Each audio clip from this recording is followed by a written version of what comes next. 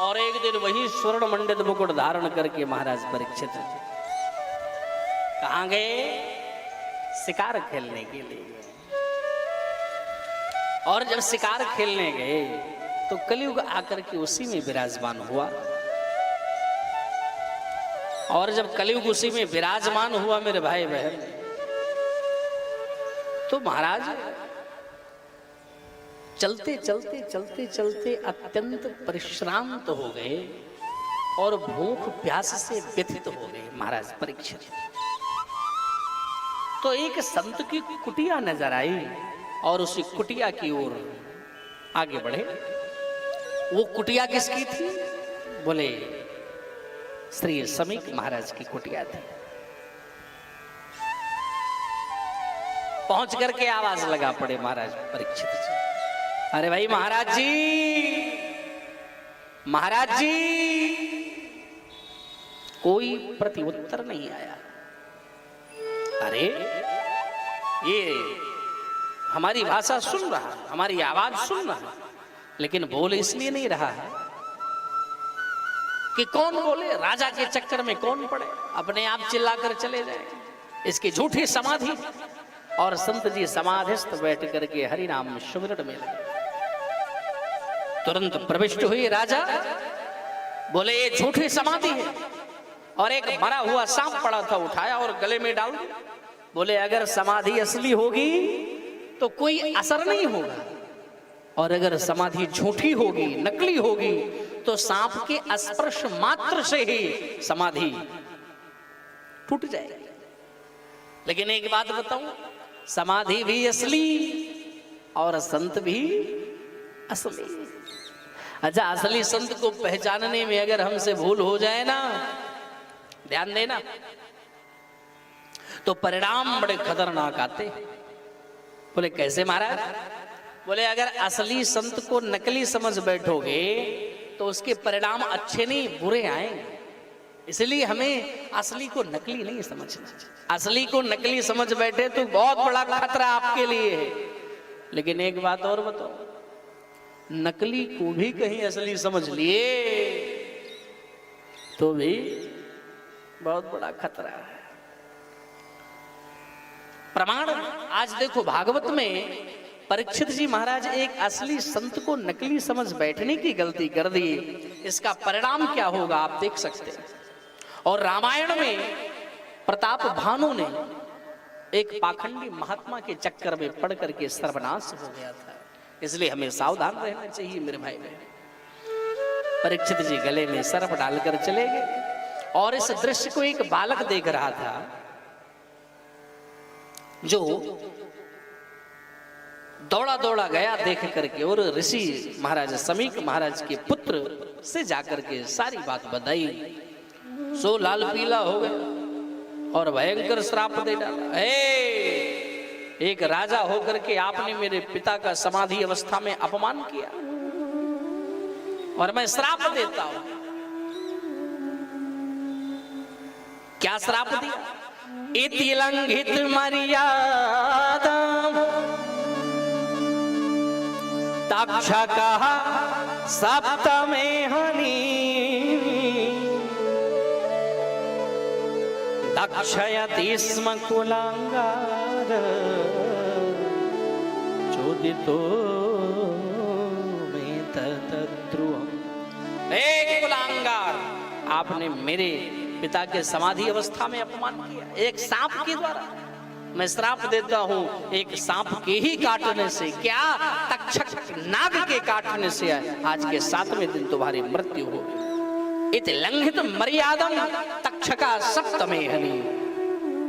भयंकर श्राप दिया और दौड़ा दौड़ा दौड़ा दौड़ा वो ऋषि कुमार आया और मुक्त कंठ रोने लगा पिताजी के सामने। और महाराज समीक की समाधि टूटी, गले में सांप देखा, उतार के फेंक दिया। बेटे से पूछने लगे, बेटा क्यों रो रहा है, क्या बात, ये तुम्हारे रोने का कारण क्या है? वो तो कुछ नहीं बोल पा। अन्य बालकों ने अक्षरशः सुनाया और जैसे ही सुना कि हमारे बेटे ने श्राप दे दिया परीक्षित को, तो अत्यंत गलानी हुई। बेटा ये तुमने क्या किया, क्योंकि हमें परीक्षित जैसा राजा अब नहीं मिलेगा। क्योंकि अब के जो राजा होते हैं वो तो केवल अपनी जेब भरते हैं, उनको प्रजा से कोई मतलब नहीं रहती। आप उनके ठाठ देखो मारा,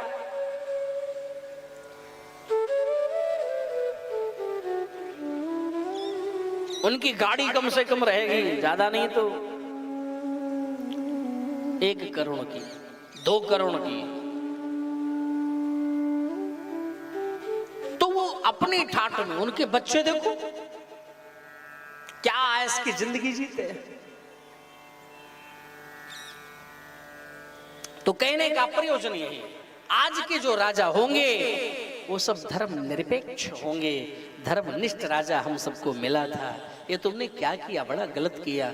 2-4 शिष्यों को भेज करके वहां पर ये संदेशा पहुंचाए कि आपको मरने का श्राप लगा है। और जब परीक्षित को ये पता चला कि हमें मरने का श्राप लगा है, तो महाराज परीक्षित को भी बड़ी ग्लानि हुई कि इन हाथों से हमेशा संतों की सेवा हमने की, आज इन हाथों से इतना बड़ा अपराध हो कैसे गए। सर्वस्व परित्याग करके सीधे गंगा तट पर गए। और जब गंगा तट पर इतने संतों ने एक साथ दर्शन दिए, सोई प्रमुदित हो गए। अत्रि वसिष्ठश्च मनश्च गौतमो मेधातिथिर्देवल देवला। बड़े बड़े संत पहुंच गए वहां। अत्रि हैं, वशिष्ठ हैं, चमन हैं, गौतम हैं, देवल हैं, देवरात हैं, दुर्वासा हैं, भृगु हैं, अंगिरा हैं, कश्यप हैं, वामदेव हैं। एक साथ इतने संतों का जब दर्शन महाराज परीक्षित ने गंगा तट पर किया, सोई गदगद हो गए। गिरिजा संत समागम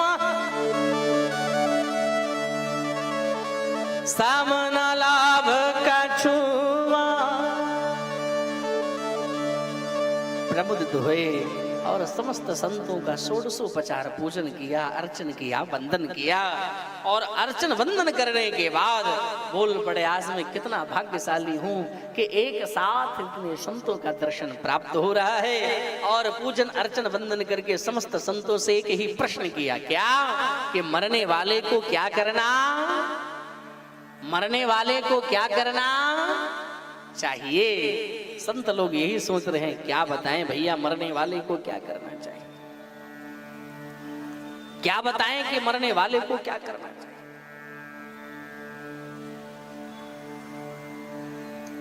चर्चा चल ही रही थी कि सबके सन्मुख आदरणीय श्री भगवान सुखदेव भगवान का प्राकट्य हुआ। एक बार जोर से बोले, बोल श्री सुखदेव भगवान की जय। 16 वर्ष की आयु है और बड़े मस्ती में चले आ रहे हैं। और जैसे ही सुखदेव जी महाराज पहुंचे तो सब संतों ने बड़े ही श्रद्धा और भाव के साथ प्रणाम किया। तो जब इस प्रकार से संतों ने इतने लंबी लंबी उम्र वाले संतों ने जब प्रणाम किया तो महाराज परीक्षित भी प्रणाम किए। और प्रणाम करके एक ही आग्रह किया। क्या आग्रह किया कि सरकार हम पर कृपा करो। एसाम संस्मरणात् पुंसाम् सद्या शुद्ध्यन्ते वैगृहा किं पुनः दर्शनस्पर्शा पाद शौचासना। आप जैसे महापुरुष के नाम स्मरण मात्र से अमंगल दूर हो जाते हैं भगवान। और आज मेरा सौभाग्य है कि आपका दर्शन हमें हो रहा है, इसलिए हे प्रभु हम पर कृपा करो, हम पर दया करो। और पूजन अर्चन वंदन करने के बाद यही प्रश्न श्री आदरणीय सुखदेव महामुनि से भी निवेदन किया। क्या कहा? अतः प्रक्षाम्य संसिद्धि योगिनां परमं गुरु पुरस्सेहायत कार्यं म्रियमाणस्य सर्वथा। मरने वाले को क्या करना चाहिए, चर्चा चल ही रही थी। कि अब महाराज सुखदेव जी बोल रहे, देखो भाई, आपने जो प्रश्न किया है समाज कल्याण के लिए बड़ा प्यारा प्रश्न किया है, बड़ा ही अद्भुत प्रश्न किया है। वरीयाने सते प्रश्न कृतो लोक हितम नृपा, लोक हित के लिए बड़ा प्यारा प्रश्न आप किए। और एक बात मैं आपसे कहूं, मृत्यु के भय से हर प्राणी भयाक्रांत है, क्योंकि मृत्यु का जो भय है वो हर व्यक्ति को परेशान करता है। अरे ये तो भगवान का शुक्र मनाओ कि हमारी मृत्यु की डेट निश्चित नहीं रहती है, नहीं लोग और पहले मर जाए। अगर डेट आपकी 10 तारीख की है तो आप 1 को ही समाप्त हो जाएंगे, केवल सोच सोच करके। इतना भय लगता है मृत्यु से, हर व्यक्ति डरता है। और यही बात सुखदेव जी कहते हैं, राजन तस्मात् सर्वात्, तस्मात् भारत सर्वात्मा भगवानीश्वरो हरि, श्रोतव्या कीर्तितव्यश्च सुमर्तव्यश्चेच्छता भयम्। मृत्यु के भय से सभी प्राणी भयाक्रांत हैं मेरे भाई बहन। इसलिए हमें करना क्या चाहिए, हर समय एक बार जब श्वास लेते हैं ना, तो जितनी बार श्वास ले उतनी बार राम राम आप करें। श्वास श्वास पर कृष्ण भज, वृथा श्वास जन खो, ना जाने इस श्वास के आवनी हो न हो।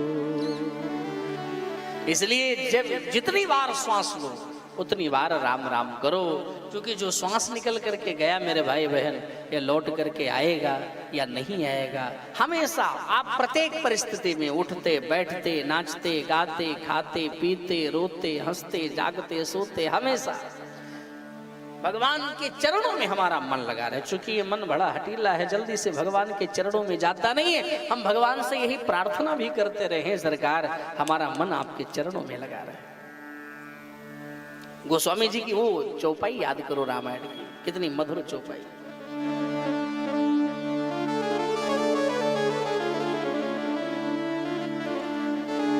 कर से करम करम विधिना, कर से करम करम विधिना, कर से विधिना, कर से करम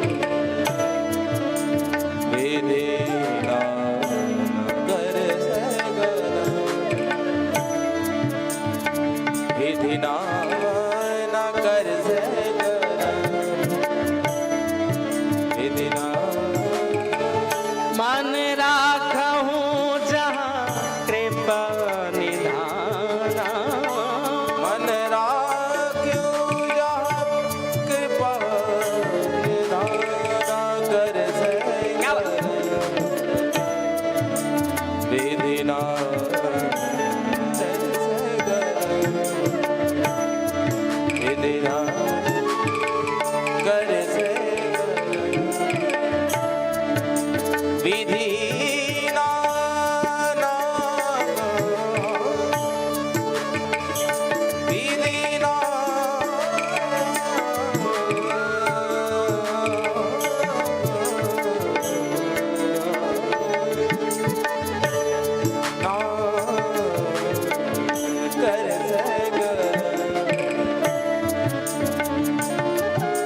कर से गरम गरम विधिना, कर से गरम गरम विधिना, कर से गरम, कर से गरम, कर से गरम।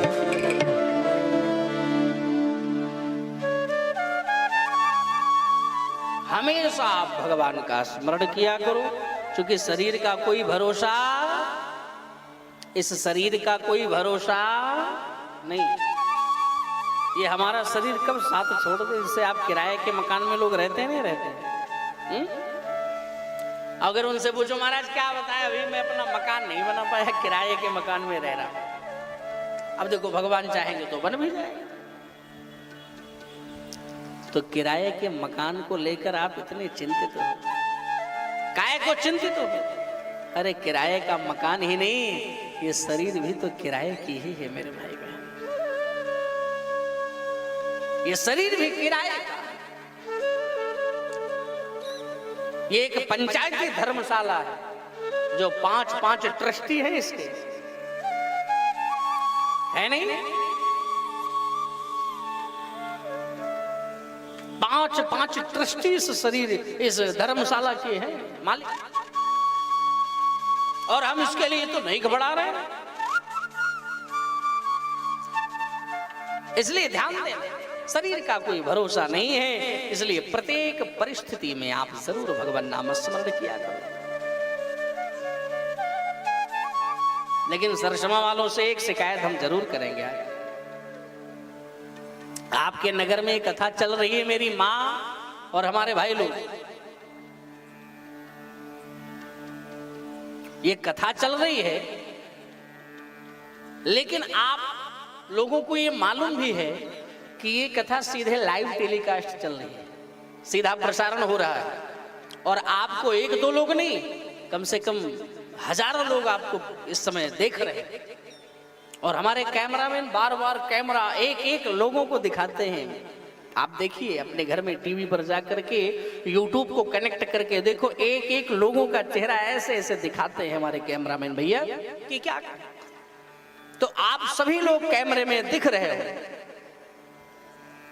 और अपना जब भाव प्रकट करते हो ना, ताली बजाते हो वो भी दिखता है, और जब कभी सर हिलाते हो ना वो भी दिखता है, सब दिखता है। लेकिन एक निवेदन मैं करता हूं, आप इतने लोग हैं और हर व्यक्ति के पास मोबाइल है कि नहीं है? हाँ या ना? तकरीबन जितनी माताएं बहनें और जितने भाई लोग विराजमान हैं, हर व्यक्ति के पास अगर यहां पर टोटल करे तो ज्यादा नहीं तो 500 लोगों के पास मोबाइल होगी यहां पर। लेकिन आप लोगों से मैं रोज निवेदन करता हूं कि जो आपके गांव में कथा हो रही है, शहर में कथा हो रही है, आपसे निवेदन करता हूं इसको जरा शेयर कर दिया करो। इस लिंक को निकाल करके मेरी मैया, मेरी बहन, मेरे भाई, आप भी मेरे बुजुर्ग, मेरे दादा, आप इसे शेयर कर दिया करो। अरे जितने आपके पास व्हाट्सएप में नंबर है उन नंबरों पे शेयर कर दो। भैया हमारे यहाँ कथा हो रही, आप भी सुनिए, मैं कथा में रोज बैठता हूँ। अगर विश्वास ना हो तो अभी हमारे कैमरामैन कैमरा चलाएंगे, आप पूरी कथा देखो, आपको दिखाई पड़ेगा। कथा सुनाने वाले वृंदावन से वो हैं, इनको देखो देखो देखो देखो कितनी सुंदर कथा, सारी बातें आप उनको बताओ। तो लिंक भेजने में आपका 1 पैसा नहीं जाएगा। आप भी अगर चैनल ना सब्सक्राइब किए हो तो आपको चैनल सब्सक्राइब करना और वो बेल आइकन की बटन दबाने में आपका 1 नया पैसा खर्चा नहीं लगेगा। आप केवल यूट्यूब चैनल पर इतना नाम डालो, परमानंद जी महाराज भागवत कथा अर्जुनगंज सरसमा, तुरंत आपको YouTube चैनल पर मिलेगा। केवल इतना डालो, परमानंद जी महाराज सरसमा अर्जुनगंज भागवत कथा, आपको तुरंत मिलेगा। आप तुरंत उसको सब्सक्राइब करो, बेल आइकन की बटन दबाओ और वहीं से कॉपी लिंक करके सबके पास भेज दो। जितने आपके पास, अगर आप फेसबुक चलाते हो उसके द्वारा, अगर आप इंस्टाग्राम चलाते हैं उस पर डाल दो, अगर आपके व्हाट्सएप में जितने लोग जुड़े हैं आप सबको डाल दो। आपका पैसा नहीं लगेगा, लेकिन सुनने वाले लोग आनंद जरूर लेंगे। और अगर उनको आनंद मिला, उनको अच्छा लगा, तो भगवान की कृपा उन पर होगी। आपने भेजा है, आपके द्वारा वो भगवान की कथा सुनेंगे तो कृपा आप पर भी भगवान की होगी। अगर अभी आलतू फालतू चीज होता है ना, आप तुरंत शेयर कर देते लोगों के पास। अभी कोई गलत चीजें लोग देखते नहीं, उटपटांग भाषा वाली, उसको तुरंत क्लिक करके शेयर करते। और देखो देखो देखो, और जब कभी कभी लोग मैं देखता हूँ उसको निकाल करके तो अपने माताएं अपनी सहेलियों को भेजती हैं, बहनों को भेजती हैं, और भाई लोग अपने दोस्तों को भेज देते हैं। अरे भैया, तो आप वो चीज भेजने में बड़े माहिर हो, और अगर भगवान की कथा हो रही, मेरी माँ, मेरी बहन, मेरे भाई, तो क्या आपको सब्सक्राइब करना और शेयर करने में शर्म आती है? नहीं नहीं, ये हमारे सरकार की कथा है। मैं हाथ जोड़कर प्रार्थना करता हूँ आप ज्यादा से ज्यादा लोगों को सुनाओ, क्योंकि बड़ी प्रबल इच्छा है कि यहाँ पर आए हैं और ज्यादा से ज्यादा लोग कथा सुनेंगे तो उन्हें लाभ मिलेगा और उनके द्वारा भगवान की कृपा आप पर होगी, आपका एक पैसा नहीं खर्चा होगा। तो थोड़ा शेयर करो और चैनल को जरूर सब्सक्राइब करो मेरे भाई बहन, यही निवेदन है। लेकिन हम आगे की चर्चा करेंगे।